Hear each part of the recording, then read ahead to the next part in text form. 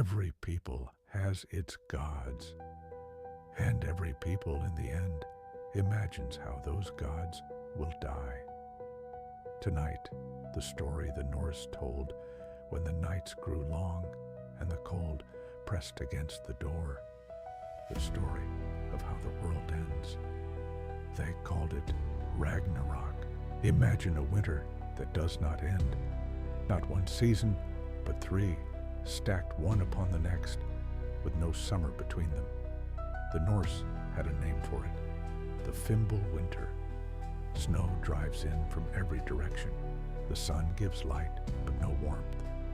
And slowly, across the world of men, something worse than cold begins to spread.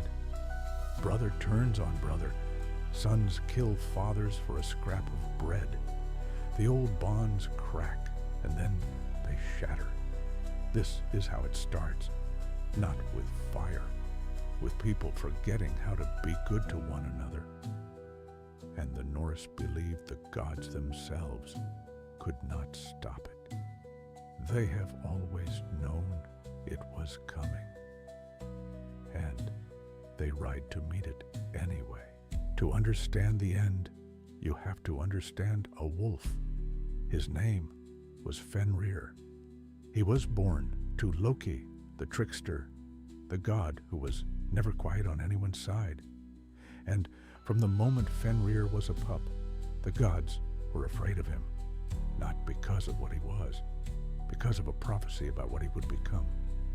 A wolf who would one day swallow a god. So they chained him. The first chain, he snapped like thread. The second, the same.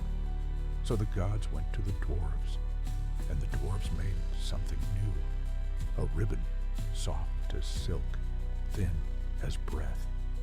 It was woven from impossible things. The sound of a cat's footfall, the beard of a woman, the roots of a mountain. Things that do not exist, which is exactly why it could not be broken. But Fenrir was not a fool. He saw the gods smiling too warmly, and he said he would let them bind him on one condition. One of them had to place a hand in his mouth as a promise of good faith. Only one god was brave enough. Tyr, god of war and of honor. He laid his right hand between those jaws, and when the ribbon held and Fenrir understood he had been tricked, he bit down. Tyr lost his hand, but the wolf was bound. For now, the Norse said, you would know the day had come by a sound. A rooster crowing. 3 of them in truth. 1 for the giants, 1 for the gods, 1 for the dead. And then, the chain reaction the whole world had been dreading. Fenrir breaks free. The ribbon that held him for an age finally gives. His jaws open, one touching the ground and the other the sky. And he comes forward, swallowing everything in his path. From the ocean rises his sibling, Jormungandr, the serpent so large it wraps the entire world.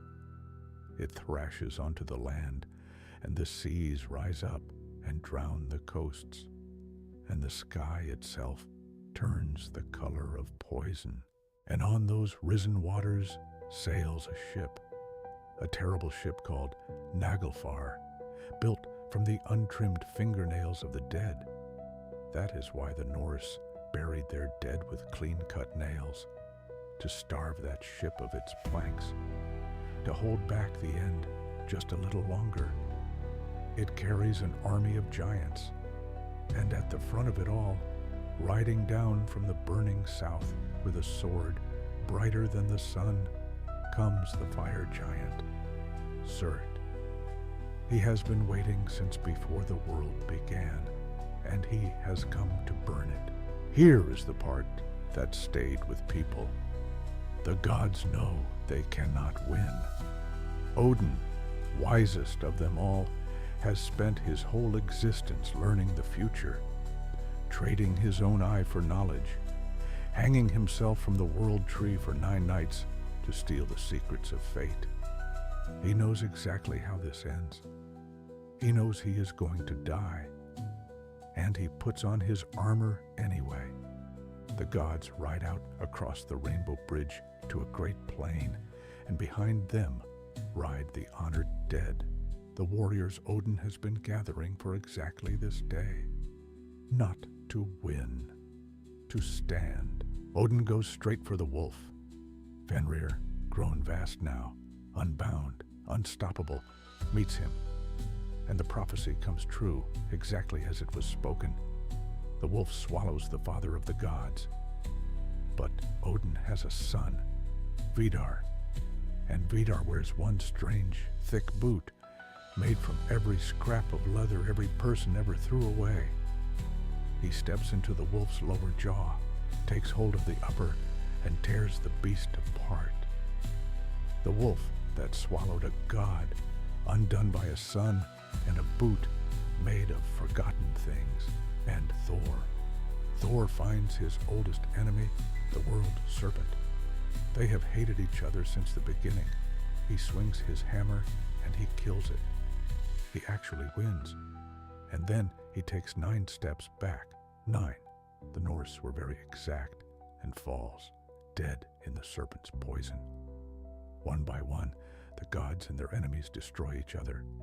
And then Surt raises his burning sword and spreads flame across the whole of creation. The world tree burns, the stars fall into the sea.